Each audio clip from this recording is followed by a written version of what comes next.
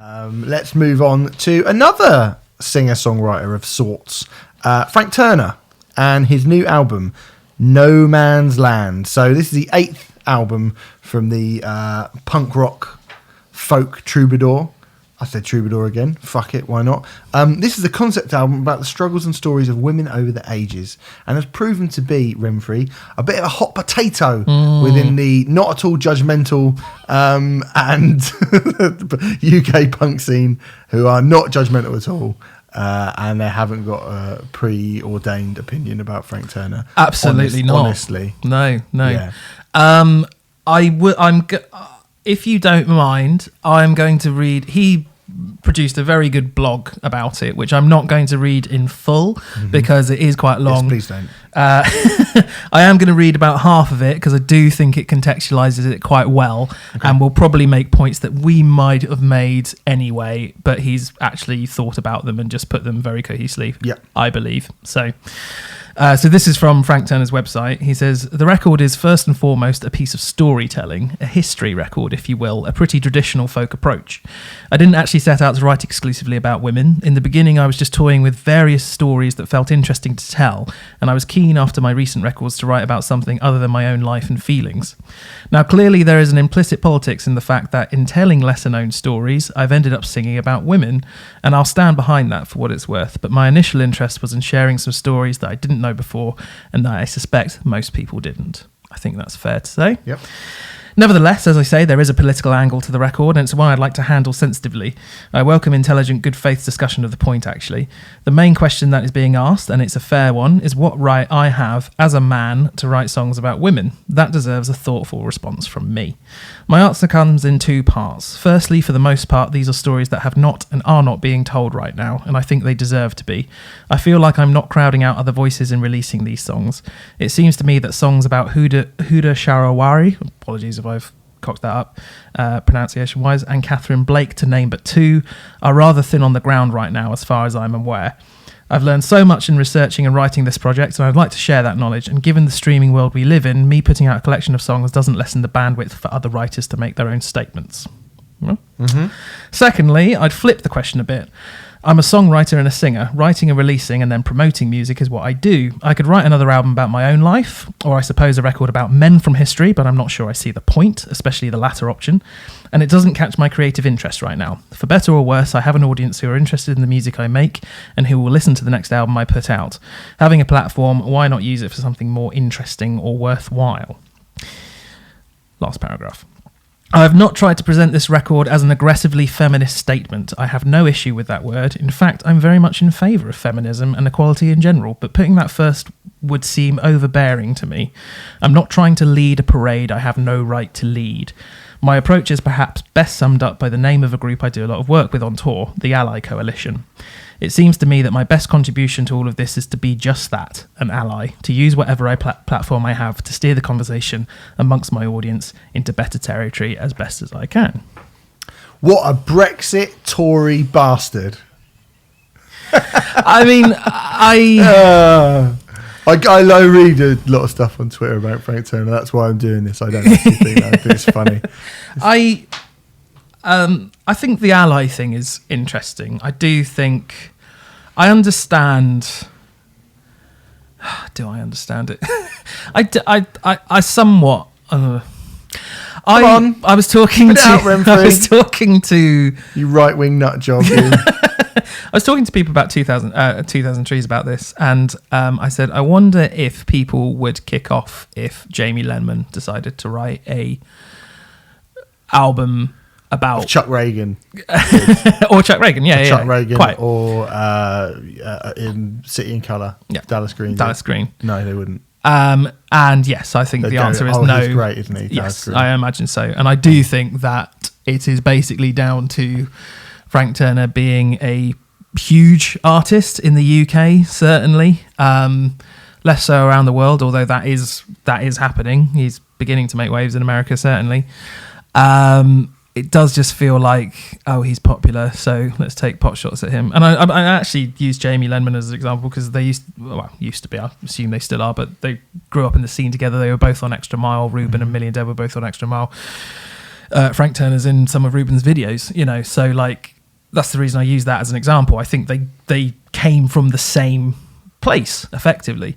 And I can't imagine, I'm not saying Jamie would do that necessarily, but I just cannot imagine people would have an issue with it. So I do think it's all a little bit storm in a teacup. Although, if you disagree, I would be curious as to why.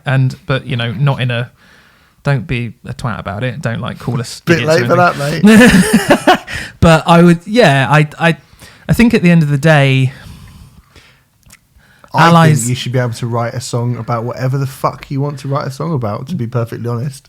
And yeah. I think that is the end of it. Yeah. If you want to write a song about how brilliant Hitler was, you should be allowed to do that. I do think people fuck you if you don't like it, don't listen to it and don't buy it. Fuck off. I do think people have the right to do that. Yeah, of course. That's what free speech is, and it's the double-edged sword of free speech that a lot of the time people might write about stuff that we don't want them to, but it's free speech. It is allowed, you know. Yeah, it is allowed. You might not like it, and you might not want to give them a platform. And the other argument about whether or not you want them on your festival bill and blah blah blah blah blah is one thing. But if someone feels compelled to write a song about something for whatever reason, we as reviewers and journalists, my immediate natural reaction to that is not to go, no, you mustn't. Is to try and understand where that comes from. Like if we got given a Burzum album to listen to tomorrow,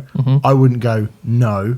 Yeah, I would go, okay, what's this actually about? Quite right. Yeah, and that's not my job to go. Well, you know, obviously I don't think Varg Vikernes seems like a nice guy, Renfrey. I don't care how you might judge me on that. But at the end of the day, if he's writing music, it's kind of our job to go, right, well, what's he talking about? And if we listen to it and go, wow, he seems like a really morally reprehensible fuckface, then okay, cool. But to the idea that he's not allowed to release that, or he shouldn't do that, or you can't take a subject and sing about it, I just think is disastrously boring. I also think listening to the record a few times, and also listening to, we should also say there's a podcast that accompanies this album, and I have listened to every episode up to, as we record this, I think 6 episodes have gone out.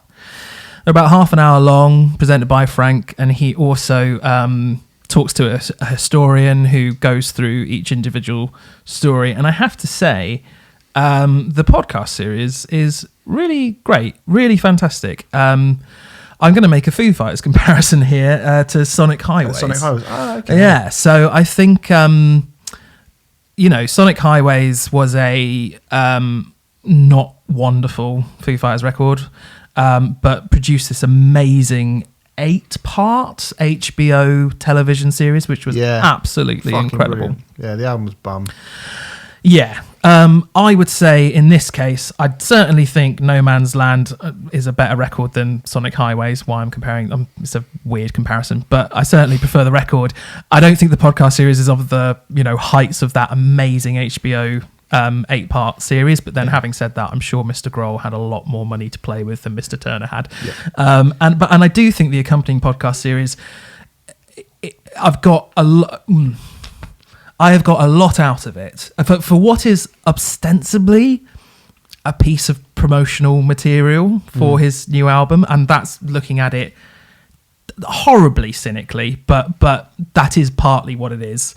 It's some of the best promotional material I've ever heard, because some of these stories are genuinely interesting, they're genuinely fascinating, and they definitely add to the songs after I've heard the story. Right, okay, yeah, I mean, I imagine they do. To be honest, I haven't listened to the podcast, and I've listened to the album a few times, and I'm not even a massive, I wouldn't even call myself a Frank Turner fan, to be honest. I think I own like one of his records. Fucking love Knee Jerk. I think I've said that before. Million Dead? You Million Dead? Not really, no. Never really got into them particularly. Love Million Dead. Yeah. All right. Should probably go back and listen to them a bit more, because I know they are, feted by people. But I have absolutely no problem with the concept. And actually, for me, the most interesting thing of this record is it's probably lyrically far more interesting to me than it is musically. I will say that. I think the stories and what you get out of it from actually sitting down and engaging with the songs and what they're about, I find that more rewarding than just them as songs, as a kind of a pop song. Because Definitely. Because I think, this album doesn't do a lot for me musically, to kind of get into the record. It doesn't do a lot for me musically, although I think there's some excellent songs in it. I think we need to start with Sister Rosetta, don't we? We have to. Yeah, go on. So Sister Rosetta is a pretty decent song about the massively influential Sister Rosetta Tharpe, who recently was inducted into the Rock and Roll Hall of Fame posthumously. Influenced the likes of Little Richard and Elvis Presley and all the 50s rock and roll greats. Yeah. And my mum's a big fan of Sister Rosetta. Oh, really? Play her a lot. Yeah, cool. She really liked her. She liked that stuff. But how can I put this? It sounds like Stacey's Mum by the Fountains of Wayne. It really sounds like Stacey's Mum by the Fountains of Wayne. And unfortunately, once I mean, it's performed with a much more. I prefer Sister Rosetta to I don't. Stacey's I Mum. prefer Stacey's Mum. Yes, undeniably the chords are enormously. Mum is Sister Rosetta Tharpe. So I did actually look up Stacey's Mum and Sister Rosetta on Twitter, and only 3 other people have pointed it out so far. Right. We discussed this over the phone yesterday. I was like, "Oh, all right, you've seen it as well." It was so amazing when it came on. Like, straight away, I just went, "This is Stacey's Mum." I noticed it. He performed it at 2000 Trees, and I noticed it then. I was like, "Huh?" It's you. Honestly, even if you fucking hate Frank Turner, if you've got no interest in Frank Turner, you got to get down on this because it's fucking unbelievable that he's written Stacey's Mum. I mean, look, to be fair, like, it happens all the time. People accidentally, like, they get songs or melodies in their head accidentally. We're not like being like, "Oh, Foundations of Wayne should take him to court" or anything like that, But yeah, it happens. And maybe Frank's a big fan. I don't know. Of Stacey's Mum. Who wouldn't be a fan of that song? It's a great song. It is uncanny. It's fucking hilarious. It's certainly ruined that song for me. In fact, I would even go as far as to say it's probably my least favourite song on the record, probably as a result of the association with Stacey's Mum. I like it because it sounds like Stacey, and I sing Stacey's Mum along to it. She's in the Rock and Roll Hall of Fame. Stacey's Mum's gotta go. It honestly, my God, you have to listen to this. Yeah, it's undeniable. It's one of the, I hope Spotify on that song suddenly zooms up by like 1 million people. That's Stacey's Mum. But there are also good songs on this record. Hey, I'm not slagging that song off, by the way. For the record, I actually really like it. I just think I just sing Stacey's Mum at the top. Yeah. I think there are. So this record is produced by Catherine Marks, and she won Producer of the Year last year with what is the damn awards called? Some production awards. But she's Producer of the Year. She has produced Modern Ruin by Frank Carr and the Rattlesnakes, and she also produced the last Manchester Orchestra record, which we should say actually that everybody on this record, apart from Frank, is female, right? Is a woman, yes, indeed. Yeah. Prick. What a bastard! What a prick! How dare he?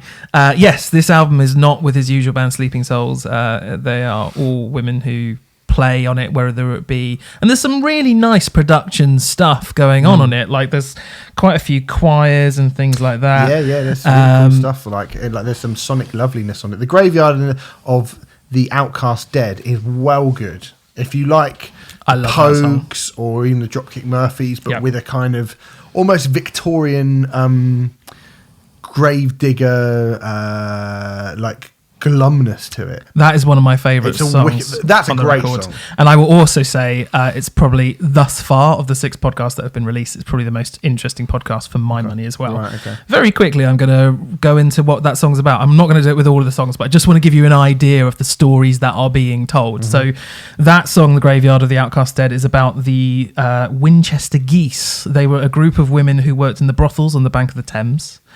And these women were employed by the church.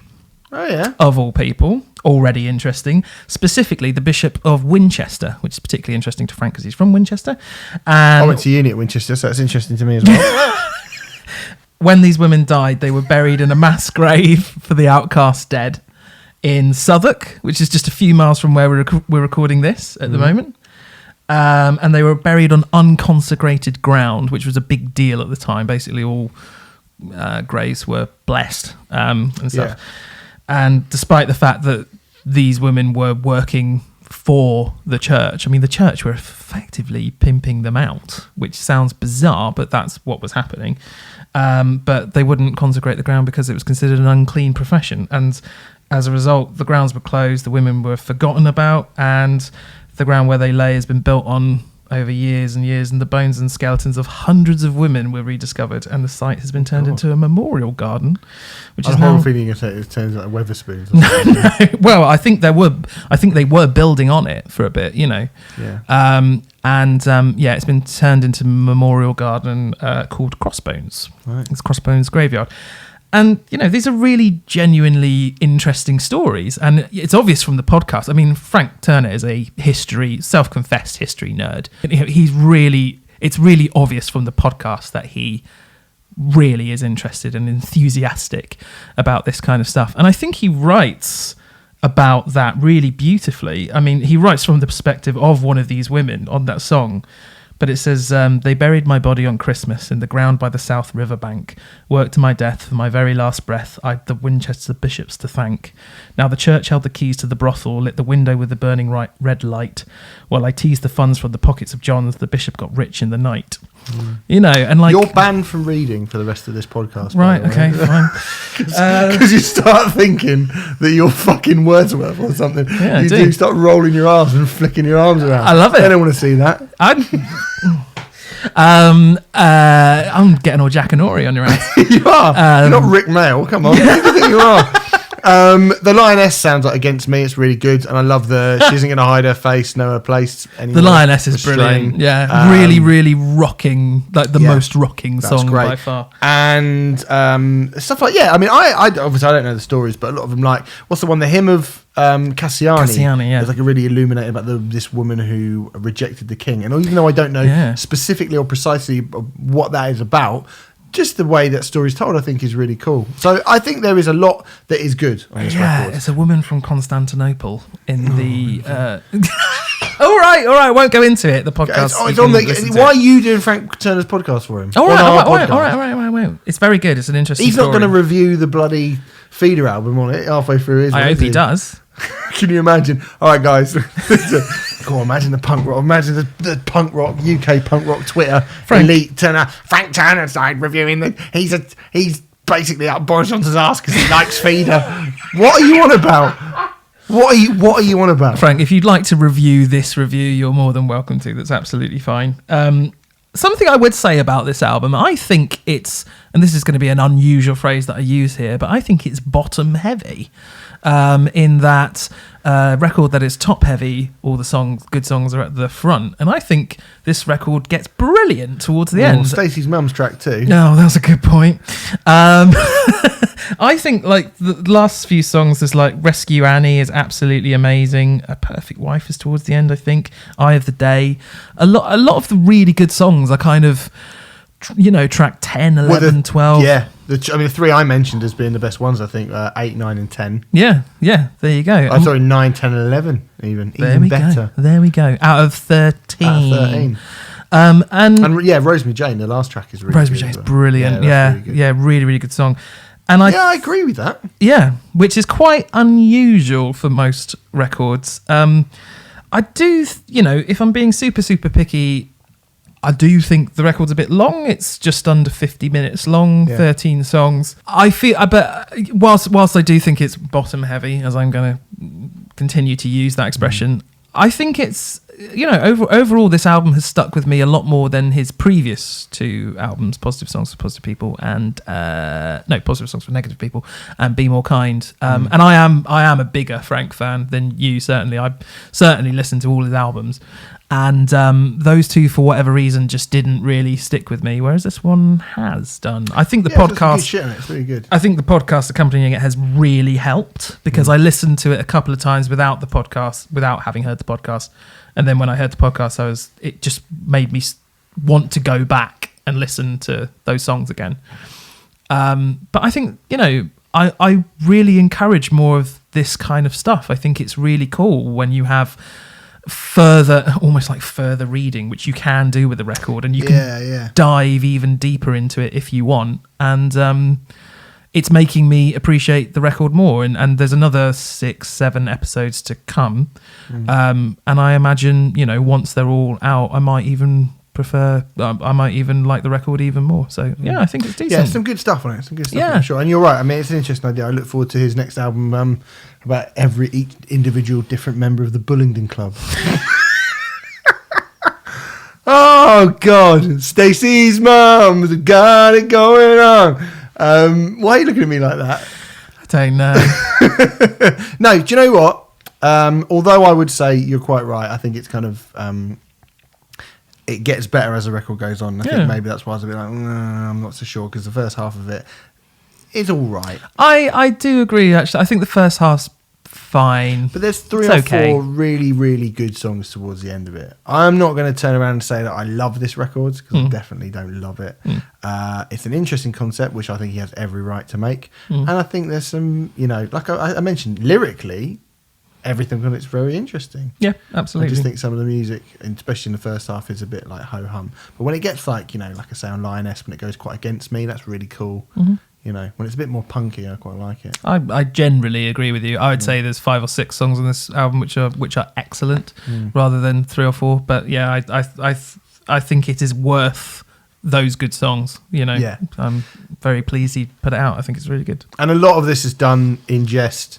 Probably, like, if you're the sort of person who's been offended by any of what I've been saying, you are the butt of my jokes, ultimately. So you're probably listening to the wrong podcast. Yeah, you probably are, yeah. Anyway, that is Frank Turner, No Man's Land, and it is out now.